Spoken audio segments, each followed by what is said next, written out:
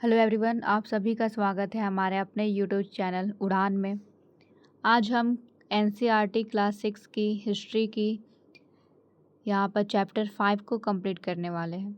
तो जैसे कि यहाँ पे हमारा चैप्टर 5 है, क्या बताती हमें किताबें और कब्रें, इसके बारे में हम इस वीडियो में पूरे विस्तार से समझेंगे कि आखिर में प्राचीन काल के बारे में जो भी जानकारी है वे हमें किताबों के द्वारा और कब्रों के द्वारा कैसे मिलती है। तो जैसे कि यहाँ पे देखा जाए, इस अध्याय में कुछ महत्वपूर्ण यहाँ पे बिंदु है जिसके बारे में हम यहाँ पे बात करेंगे। जैसे कि ऋग्वेद और वैदिक समाज के बारे में, क्या था ऋग्वैदिक कालीन समाज, मवेशी और घोड़े, रथ, इसका प्राचीन काल में क्या महत्व था, दास और दासियों का क्या यहाँ पे रीति रिवाज था, इनके बारे में समझेंगे। कैसे लोग दास और दासियों के रूप में यहाँ पे परिवर्तित होते थे और उनका यहाँ पर एक वस्तु के रूप में प्रयोग किया जाता था। कब्रें और महापाषाण के बारे में यहाँ पे जानेंगे और साथ में इनाम गांव के बारे में भी। तो जो हमारा यहाँ पर प्राचीन जो भी यहाँ पे वेद है, इसमें 4 वेद सबसे प्रमुख है, जिसमें सबसे पहले आता है ऋग्वेद, उसके बाद फिर सामवेद, अथर्ववेद और यजुर्वेद भी आता है। तो जो हमारा सबसे प्राचीन वेद है ऋग्वेद, इसके बारे में अगर कहा जाए तो ये लगभग देवताओं से जुड़ा हुआ, और इसमें लगभग जो है देवताओं के भजन, प्रार्थनाएं, ये सारे चीज़ों के बारे में इसमें जो भी यहाँ पे व्यवस्थित प्रार्थनाएं है वो मौजूद है। ऋग्वेद प्राचीन भारतीय ग्रंथों में से यहाँ पर एक है। इसमें अनेक सूक्त यानी कि भजन और प्रार्थनाएं यहाँ पे मौजूद है। इससे प्राचीन समाज और धार्मिक जीवन की जानकारी हमें मिलती है।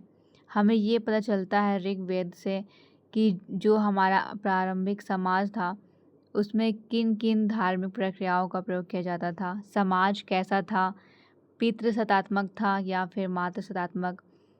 अगर हमारा ऋग्वैदिक काल देखा जाए तो उसमें लगभग यहाँ पे समाज जो है उसमें स्त्रियों की कुछ हद तक मान्यता थी। भले ही स्त्रियों की यहाँ पे देखा जाए तो पर्दा प्रथा जैसी स्थिति उसमें मौजूद थी, लेकिन स्त्रियों का समाज में एक अलग ही महत्व था।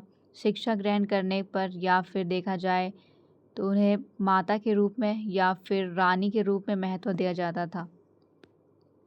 उसी प्रकार अगर घोड़े और यहाँ पे मवेशी के बारे में देखा जाए तो प्राचीन काल में गाय को या फिर जो भी घोड़ा है, रथ है, इसे संपत्ति के रूप में देखा जाता था।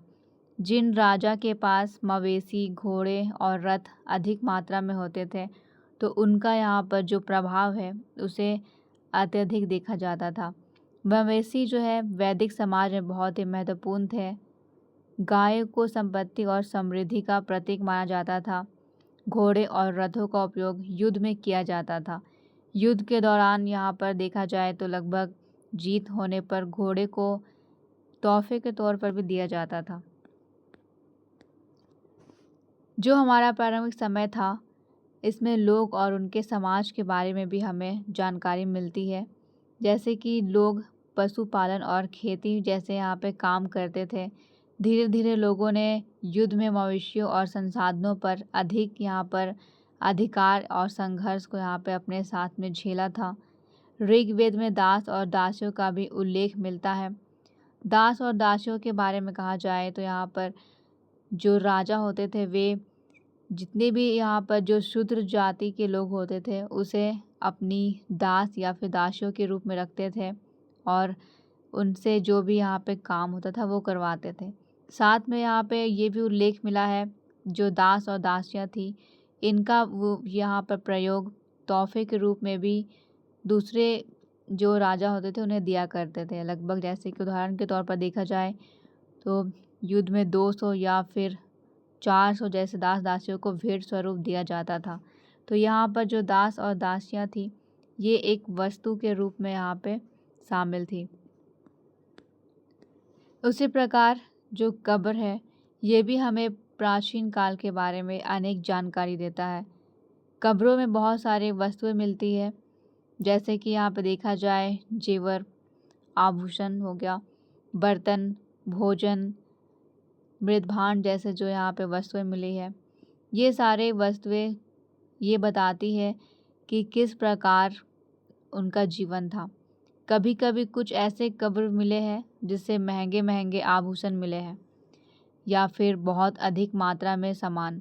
तो उससे यहाँ पर उस समय की जो स्थिति है उसे देखा जाता था। जिन कब्रों में अधिक सामान मिलता था और आभूषण महंगे ये सारी चीज़ें मिलती थी, सोने और चांदी के जो भी यहाँ पे आभूषण है, तो उस आधार पर ये तर्क निकाला जाता था कि वो जो कब्र है वो किसी अमीर व्यक्ति का होगा। उसी प्रकार कोई दूसरा कब्र जहाँ पे केवल मिट्टी के बर्तन या फिर कुछ ऐसी वस्तुएं रखी होती थी जो एक यहाँ पे गरीब समुदाय से हो, तो उस आधार पर उसकी आर्थिक स्थिति को देखा जाता था।